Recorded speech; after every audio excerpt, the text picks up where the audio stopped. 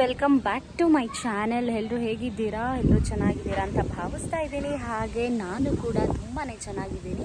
Guys, ಇವತ್ತಿನ ವ್ಲಾಗಲ್ಲಿ ಬಿಸಿಬೇಳೆ ಬಾತ್ ಹೇಗೆ ಮಾಡೋದು ಅಂತ ತೋರಿಸ್ಕೊಡ್ತೀನಿ. ಅದು ಪೌಡರ್ ಹಾಕ್ತೀರಾ ಬಿಸಿಬೇಳೆ ಬಾತ್ ಮಾಡೋದು.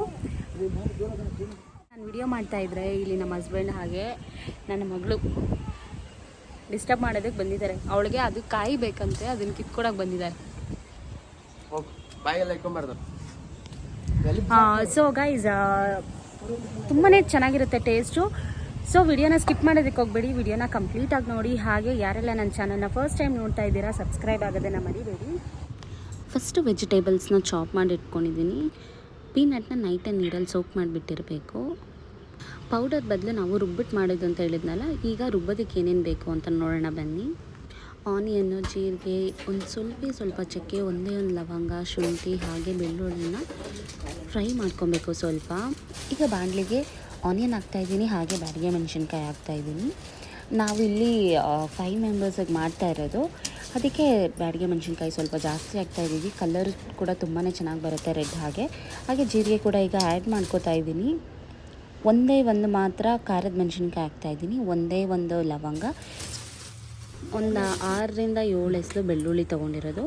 ಗೈಸ್, ಈ ರೆಸಿಪಿ ಬಂದು ನಮ್ಮ ಅತ್ತೆ ಮಾಡ್ತಿರೋದು. ನನಗೆ ಅವ್ರಿಗೆ ಯಾವುದೇ ಅಡುಗೆ ಮಾಡಿದ್ರು ನನಗೆ ತುಂಬಾ ಇಷ್ಟ ಆಗುತ್ತೆ. ಹಾಗೆ ಈ ರೆಸಿಪಿ ತುಂಬಾ ಚೆನ್ನಾಗಿದೆ, ಅದಕ್ಕೆ ನಿಮ್ಮ ಹತ್ರ ಶೇರ್ ಮಾಡ್ಕೊಳ್ಳೋಣ ಅಂತ ಹೇಳಿ ವಿಡಿಯೋ ಮಾಡಿದ್ದೀನಿ. ಸೊ ವಿಡಿಯೋನ ಸ್ಕಿಪ್ ಮಾಡೋದಕ್ಕೆ ಹೋಗಬೇಡಿ. ಈಗ ಬಾಣಲಿಗೆ ಹಾಕಿಟ್ಕೊಂಡಿರೋ ಅಂಥ ಇಂಗ್ರೀಡಿಯೆಂಟ್ಸ್ನ ಸ್ವಲ್ಪ ಫ್ರೈ ಮಾಡ್ಕೊಳ್ಳೋಣ.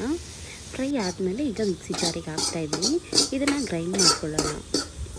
ಫ್ರೈ ಮಾಡಿಟ್ಟಿರೋವಂಥದ್ದನ್ನು ಜಾರಿಗೆ ಹಾಕಿದ್ಮೇಲೆ ಈಗ 1.5 ಸ್ಪೂನು ಧನಿಯಾ ಪುಡಿ ಆ್ಯಡ್ ಮಾಡ್ತಾಯಿದ್ದೀವಿ. ನೆಕ್ಸ್ಟ್ ಜಾರಿಗೆ ಒಂದು ಸ್ವಲ್ಪ ಕಾಯಿ ತುರಿ ತೊಗೊಂಡಿದ್ದೀನಿ, ಅರ್ಧ ಹೋಳು ಕಾಯಿ ತುರಿ ನಾನು ಹಾಕ್ತಾಯಿರೋದು. ಇದಿಷ್ಟನ್ನು ಗ್ರೈಂಡ್ ಮಾಡ್ಕೊಳ್ಳಿ.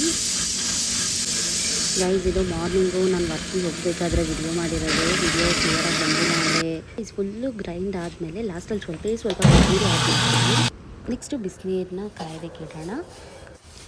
ನಾವಿಲ್ಲಿ 1 ಪಾವ್ ತೊಗೊಂಡಿದ್ದೀವಿ. 1 ಪಾವ್ ಅಂದರೆ ಅರ್ಧ ಪಾವ್ ಅಕ್ಕಿಗೆ ಅರ್ಧ ಪಾವ್ ಬೇಳೆ, ಹಾಫ್ ಟು ಹಾಫ್ ಹಾಕಬೇಕು. ಈಗ ನೀವು 1 ಗ್ಲಾಸ್ ಅಕ್ಕಿ ಹಾಕ್ತಾಯಿದ್ರೆ 1 ಗ್ಲಾಸ್ ಬೇಳೆ ಹಾಕಬೇಕು. ಸೊ ನಾವಿಲ್ಲಿ 1 ಪಾವ್ ತೊಗೊಂಡಿದ್ದೀವಿ, ಅದರಲ್ಲಿ ಅರ್ಧ ಅಕ್ಕಿ ತೊಗೊಂಡಿದ್ದೀವಿ, ಇನ್ನರ್ಧ ಬೇಳೆ ತೊಗೊಂಡಿದ್ದೀವಿ. ಈಗ ತೊಗೊಂಡಿರೋ ಬೇಳೆ ಮತ್ತು ಅಕ್ಕಿನ 1 to 3 ಟೈಮ್ಸ್ ವಾಶ್ ಮಾಡ್ಕೊಳ್ಳೋಣ. ಯಾಕೆಂದರೆ ಅಂಗಡೀಲಿ ನಾವು ಇವಾಗ ಟೆಸ್ಟ್ ಮಾಡಬೇಕಾದ್ರೆ ಇವಾಗ ಚೆಕ್ ಮಾಡ್ತೀವಲ್ವ ಬೇಳೆ ಹೇಗಿದೆ ಅಂತ. ಸೊ ಯಾಕೆ ಈ ಕೈಯಲ್ಲೆಲ್ಲ ಮುಟ್ಟಿರ್ತೀವಿ. ಸೊ 2 to 3 ಟೈಮ್ಸ್ ವಾಶ್ ಮಾಡ್ಕೊಳ್ಳೋಣ. ನಾವು ಯಾವ ಲೋಟನಲ್ಲಿ ಇಟ್ಕೊಂತೀವಿ ಅಕ್ಕಿ ಅದೇ ಲೋಟನಲ್ಲಿ ವಾಶ್ ಮಾಡಿ ಬಿಸಿನೀರು ಏನು ಕುದಿಯೋಕೆ ಇಟ್ಟಿದ್ವಲ್ಲ ಆ ಬಿಸಿನೀರಿಗೆ ಇದೆರಡನ್ನು ಆ್ಯಡ್ ಮಾಡ್ಕೋತಾ ಇದ್ದೀವಿ.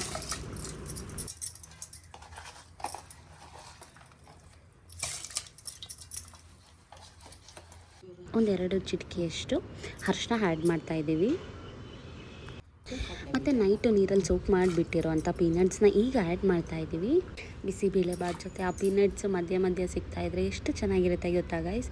ಸೊ ಈ ರೆಸಿಪಿನ ಮಿಸ್ ಮಾಡ್ದಿರ ಟ್ರೈ ಮಾಡಾದಮೇಲೆ ನನ್ನ ಕಮೆಂಟ್ ಬಾಕ್ಸಲ್ಲಿ ಕಮೆಂಟ್ ಮಾಡಿ ರೆಸಿಪಿ ಹೇಗಿತ್ತು, ಟೇಸ್ಟ್ ಹೇಗಿತ್ತು ಅಂತ. ಈಗ ಚಾಪ್ ಮಾಡಿ ಇಟ್ಕೊಂಡಿರುವಂತಹ ವೆಜಿಟೇಬಲ್ಸ್ನ ಆ್ಯಡ್ ಮಾಡ್ತಾಯಿದ್ದೀನಿ. ನಾನಿಲ್ಲಿ 3 ಕ್ಯಾರೆಟು, 3 ಗೆಡ್ಡೆಕೋಸು ತೊಗೊಂಡಿದ್ದೆ, ಹಾಗೆ ಸ್ವಲ್ಪ ಬೀನ್ಸ್ ತೊಗೊಂಡಿದ್ದೀನಿ. ನಿಮಗೆ ವೆಜಿಟೇಬಲ್ಸ್ ಎಷ್ಟು ಬೇಕು ಅಷ್ಟು ಆ್ಯಡ್ ಮಾಡ್ಕೋಬೋದು, ಜಾಸ್ತಿ ಕೂಡ ಹಾಕೋಬೋದು, ಟೇಸ್ಟ್ ಚೆನ್ನಾಗಿರುತ್ತೆ. ಸೊ ಈಗ ಕುಕ್ಕರ್ ಕ್ಲೋಸ್ ಮಾಡ್ತಾಯಿದ್ದೀನಿ. ಈಗ 3 ವಿಷಲ್ಸ್ ಕೂಗಿಸ್ಕೊಳ್ಳೋಣ. ನೋಡಿ, ಈಗ ವಿಷಲ್ ಆರಿದ್ಮೇಲೆ ಇವಾಗ ನಾವೇನು ಗ್ರೈಂಡ್ ಮಾಡಿ ಇಟ್ಕೊಂಡಿರ್ತೀವಿ ಆ ಮಸಾಲೆನ ಆ್ಯಡ್ ಮಾಡ್ತಾಯಿದ್ದೀನಿ. ನೆಕ್ಸ್ಟ್ ನೀಟಾಗಿ ಮಿಕ್ಸ್ ಮಾಡ್ಕೊಳ್ಳಿ. ನಿಮಗೆ ನೀರು ಎಷ್ಟು ಬೇಕು ಅಂದರೆ ತೆಳ್ಳಗಿದ್ರೇ ಚೆನ್ನಾಗಿರೋದು ಬಿಸಿಬೇಳೆ ಬಾತು. ಸೊ ನಾವಿಲ್ಲಿ ನೀರನ್ನ ಜಾಸ್ತಿ ಆ್ಯಡ್ ಮಾಡ್ತಾಯಿದ್ದೀವಿ. ನಿಮ್ಗೆ ಎಷ್ಟು ಬೇಕೋ ಅಷ್ಟು ನೀರನ್ನ ಆ್ಯಡ್ ಮಾಡ್ಕೊಳ್ಳಿ. ಗೈಸ್, ನೀವು ಅಂದ್ಕೊಂಡಿರ್ಬೋದು ಏನಕ್ಕೆ ಟೊಮ್ಯಾಟೊ ಹಾಕಿಲ್ಲ ಬೇಯಿಸ್ಬೇಕಾದ್ರೆ ಅಂತ. ಬೇಯಿಸ್ಬೇಕಾದ್ರೆ ಟೊಮ್ಯಾಟೊ ಹಾಕಿದ್ರೆ ಬಾಯಿಗೆ ಸಿಗ್ತಾ ಇರುತ್ತೆ. ಅದಕ್ಕೆ ನಾವೇನು ಮಾಡ್ತೀವಿ ಅಂದರೆ ಬಾಣಲಿನಲ್ಲಿ ಸ್ವಲ್ಪ ಆಯಿಲ್ ಹಾಕಿ ಟೊಮ್ಯಾಟೊ ಚಾಪ್ ಮಾಡಿ ಇಟ್ಕೊಂಡಿರೋಂಥ ಟೊಮ್ಯಾಟೊನ ಹಾಕಿ ಒಂದು ಸ್ವಲ್ಪ ಹೊತ್ತು ಫ್ರೈ ಮಾಡಿ ಲಾಸ್ಟಲ್ಲಿ ಇದಕ್ಕೆ ಆ್ಯಡ್ ಮಾಡ್ತೀವಿ.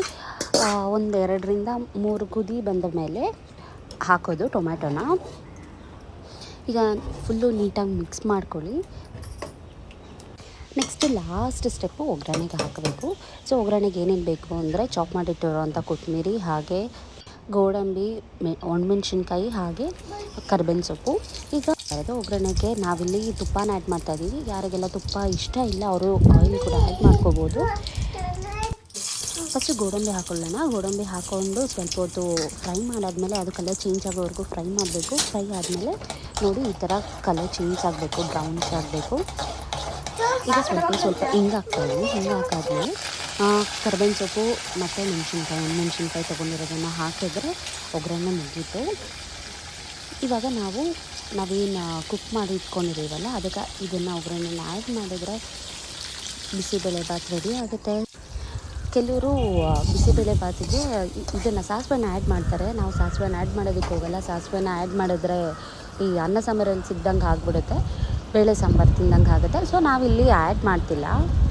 ಗೈಸ್ ನೋಡಿ ಬಿಸಿಬೇಳೆಭಾತ್ ರೆಡಿ ಆಗಿದೆ. ಲಾಸ್ಟಲ್ಲಿ ಕೊತ್ತಂಬರಿ ಆ್ಯಡ್ ಮಾಡ್ತಾಯಿದ್ದೀವಿ, ಸುಮ್ಮನೆ ಡೆಕೋರೇಟ್ಗೋಸ್ಕರ. ನಿಮಗೆ ಬೇಕು ಅಂದರೆ ಆ್ಯಡ್ ಮಾಡ್ಕೊಳ್ಳಿ, ಬೇಡ ಅಂದರೆ ಸ್ಕಿಪ್ ಮಾಡಿ. ಸೊ ಬಿಸಿಬೇಳೆಭಾತ್ ರೆಡಿ ಆಗಿದೆ. ನೀವು ಇದಕ್ಕೆ ಚಿಪ್ಸ್ ಕೂಡ ತಿನ್ಬೋದು ಇದ್ರ ಜೊತೆ, ಅಥವಾ ಖಾರ ಬುಂದಿನಾದರೂ ಹಾಕ್ಕೋಬೋದು. ನಮ್ಮ ಮನೆಯಲ್ಲಿ ನಾವು ಚಿಪ್ಸ್ ಅಥವಾ ಖಾರ ಬುಂದಿ ಇದ್ದೇ ಇರುತ್ತೆ ಬಿಸಿಬೇಳೆಭಾತಿಗೆ.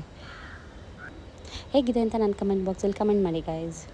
Thank you so much for watching my video. ಇನ್ನೂ ನನ್ನ ಚಾನಲ್ನ ಯಾರೆಲ್ಲ ಸಬ್ಸ್ಕ್ರೈಬ್ ಆಗಿಲ್ಲ, ಪ್ಲೀಸ್ ಸಬ್ಸ್ಕ್ರೈಬ್ ಆಗಿ. ನೆಕ್ಸ್ಟ್ ವಿಡಿಯೋನಲ್ಲಿ ಸಿಗ್ತೀನಿ. ಅಲ್ಲಿವರೆಗೂ ಬಾಯ್.